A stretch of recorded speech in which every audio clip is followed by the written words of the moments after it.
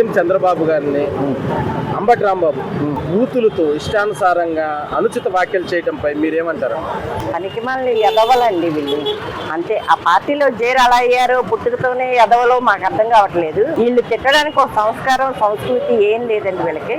వీళ్ళ అమ్మా నాన్నలు కూడా అలాగే గౌరవించలేకుండా బతుకుతున్నారో ఏమో అర్థం కావట్లేదు మాకు. అంటే ఎదవల గురించి మాట్లాడడం కూడా వేస్ట్ అనిపిస్తుంది మాకు.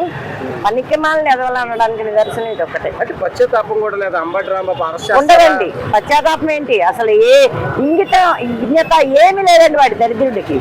ఉంటే కనుక ఇలా మాట్లాడు. ఇంత పబ్లిక్ ఏమంటారు, ఉన్నది ఎవరో పోతుంది ఎవరో కూడా తెలియకుండా మాట్లాడుతున్నాడు.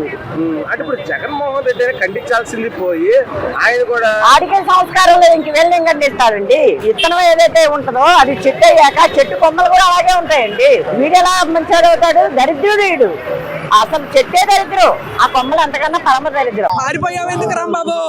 ఊరికే తాడేపల్లిలో కూర్చొని పరదాలు కట్టుకొని పరదాల చాటును కూర్చొని నువ్వు ప్రెస్ మీట్లు పెట్టడం కాదు. అంబోతులాగా చేతకాని ఎదవలో, ఆ చేతకాని ఎదవల్లో వైసీపీ వాళ్ళలో అంబటి రాంబాబు ఒక ఎదవ. ఈ ఎదవ ఆడాళ్ళమే నిన్ను బట్టలోడ తీసి రోడ్లమ్మడి తిప్పకపోతే తెలుగు మహిళలే కాదు. సార్, ఇప్పుడు నిన్న చూసినట్లయితే అంబటి రాంబాబు సీఎం నారా చంద్రబాబు నాయుడు వైసీపీ కూడా మర్యాద ఇవ్వకుండా అనేక జలపాదాలతో మాట్లాడేది. అసలు ఎందుకు ఈ వైసీపీ నాయకులు ఎందుకు ఇలాగా బూతులు మాట్లాడేది? అది కరెక్ట్ కాదండి. ఎమ్మెల్యే మన చంద్రబాబు నాయుడు గారి ఏజీ తర్వాత 4 సార్లు సీఎం చేసిన వ్యక్తి. ఆయన కార్యక్రమాలు కానీ ఏదైనా సరే అది వాళ్ళు ఆల్రెడీ లాస్ట్ టైం ప్రజలు 2000 బుద్ధి చెప్పారు. 2024లో 11 సీట్లు తీసుకొచ్చారు. ఇలా చేయడం వల్ల రేపు 11 సీట్లు కూడా చేయకుండా చేసుకుని వాళ్ళ చేతులారా వాళ్లే చేసుకుంటారు. సార్, అసలు ఎందుకు అసలు సీఎం అని కూడా గౌరవం లేకుండా ఈ వైసీపీ కానీ తిట్టిన వాళ్ళకి కూడా జగన్మోహన్ రెడ్డి సమర్థిస్తున్నాడంటే వాళ్ళకి పదవి లేకపోయేటప్పటికి వాళ్ళకి ఏంటంటే ఏదోలాగా ఇదైపోతుంది.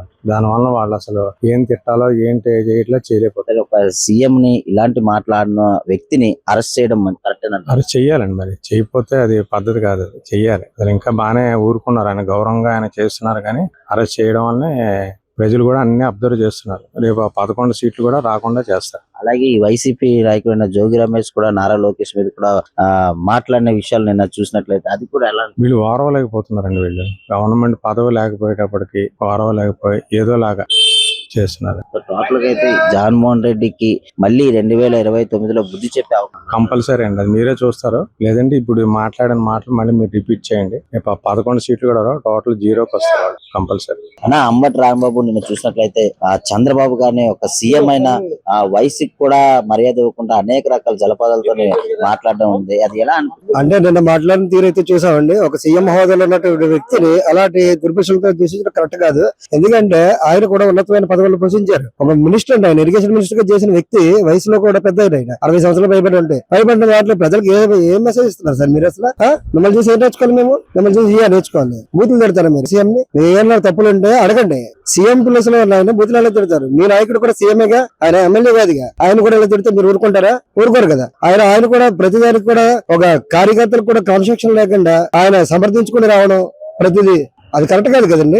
ఇలాగా ఇంత బూతులు తిట్టినా కూడా జగన్మోహన్ రెడ్డి అనే వ్యక్తి రమేష్ని సమర్థించుకుంటూ వచ్చారు. ఇది ఎంతవరకు అస్సలు కరెక్ట్ కాదండి. ప్రతి కార్యకర్త కూడా ఏ పార్టీ అవ్వచ్చు, అంటే తెలుగుదేశం అవ్వచ్చు, లేకపోతే ఈ వైఎస్ఆర్ కాంగ్రెస్, ప్రతి పార్టీలో కూడా క్రమశిక్షణ ఉండాలండి. ప్రతి ఒక్క వ్యక్తి కూడా అది ఎలా వస్తుందంటే, నాయకుడు క్రమశిక్షణగా ఉంటే కార్యకర్త క్రమశిక్షణగా ఉంటాడు.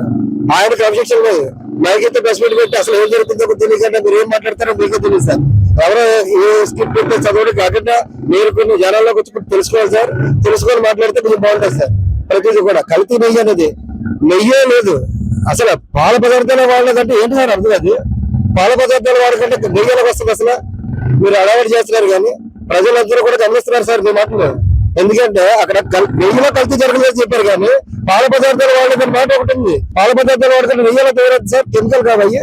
కెమికల్ ఇప్పుడు హిందూ మనోభావాలు దెబ్బతిరగా సార్. అయ్యి హిందూ చేసి యుద్ధం కాదా సార్? అది ఒక పౌరుడు గారు అడుగుతున్నారు సార్. మీకు ఏ అధికారం ఉందని చెప్పి పాల పదార్థాలు కాకుండా నెయ్యి పెడతారు సార్. మీరు ప్రభుత్వాన్ని ప్రశ్నిస్తున్నారు అనేది మీరు చూసుకోవాల్సిన బాధ్యత మీకు ఉంది. అప్పుడు ప్రభుత్వం మీకు ఉంది కాబట్టి మీరు చూసుకోకపోతే ఈ ప్రభుత్వం చూసింది. ఈ ప్రభుత్వం చూసినప్పుడు తప్పులేనా అంటే అధికారులు మేము విచారిస్తాం, మేము కూడా దాన్ని సపోర్ట్ చేస్తాం చెప్పాలి మీరు. అంతేగాని అందులో ఏమీ జరగలేదు అని మీరు తెలిసి చెప్తారు కాబట్టి ఈ రోజు సిట్టు దగ్గర చేయడము కరెక్టేనంటారు. 100% కరెక్ట్ సార్. అరెస్ట్ చేయడమే కాదు, ఇలాంటి మాటలు ఎవరు కూడా మాట్లాడకుండా శిక్షించాలంటే ఖచ్చితంగా శిక్షించాలి.